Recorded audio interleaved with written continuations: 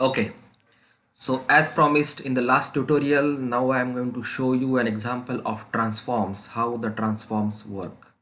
So we will try two transforms here. So what is the purpose of transform? The data that we get from any source is not ready for training. We have to perform some data pre-processing, some manipulations of the data. So these manipulations can be done with transform in PyTorch. And there are two types of parameters. Particularly the torch vision dataset has two parameters. One is transform and one is target transform. So the transform is used to modify the features, that is images, and the target transform is used to modify the labels or class variables. So there are two types of transforms, transform and target transform. So here we will import torch. Here we import data sets because we need a data set from torch vision, and then we will import these two transform. The first transform is 2 tensor and second one is lambda. So here we will get the fashion MNIST dataset, and in that dataset the features or images are in the PIL format. So PIL means Python image library, so it is a specific format. We want to convert that format into a format which is suitable for our training. So the features are in PIL format and the labels are integers. As I have shown before, the labels are from 0 to 9, and we will use two transforms. So for features we will use this 2 tensor transform, so that the image which is in PIL format is converted into a normalized tensor using the 2 tensor format, and the label, which is actually an integer, we will convert that into a one hot encoded tensor using the lambda transform. So there are two transform. 2 tensor transform is for image, lambda transform is for label, and we need this one hot encoded tensor for modeling and training. So let's dive into it. So just remember that y can take values from 0 to 9, and again a very similar format with some change. So we are from datasets, we are getting the fashion MNIST dataset, and the folder in which the data is stored is root.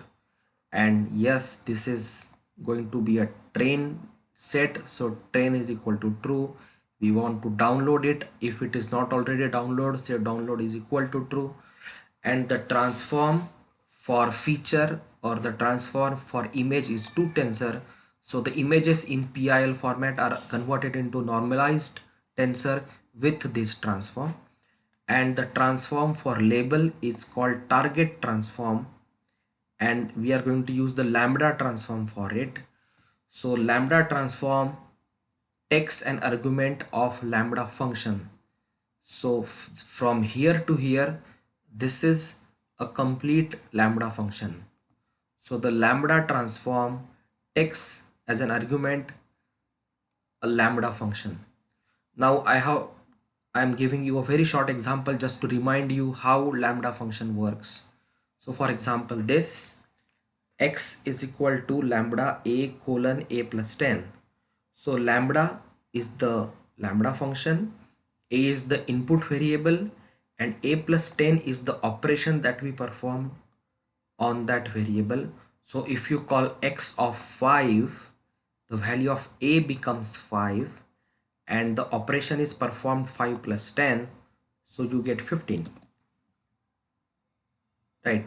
So remember that on the left side of the colon is the input argument, on the right side of the colon you have the operation that you perform on that input argument. Another example, in this lambda function we give three variables a, b, c. So if you pass x 5 6 2, then a is equal to 5, b is equal to 6, and c is equal to 2. These are the three input variables, and the operation performed on these variables is their addition, a plus b plus c. So it will simply add the three numbers. So the takeaway from here is on the left hand side of the colon, what you have is the input argument, and on the right hand side what you have is the expression or operation that you want to perform on the input argument. So in the same way, inside the lambda transform we have a lambda function, and this is the colon.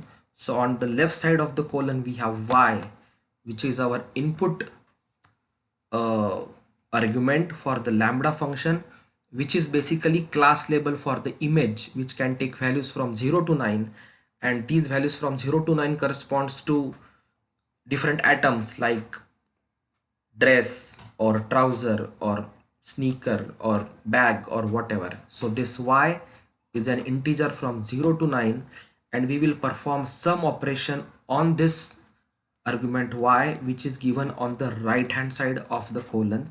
So this is the complete operation. So let's try to break down this and try to understand this operation.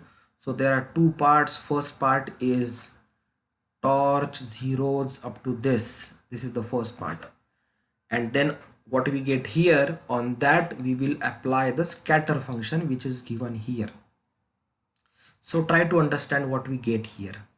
So we have learned this in one of our previous tutorials, that when you give torch dot zeros, and this is 10 here, so and then the data type is float, so it will create a tensor of 10 values.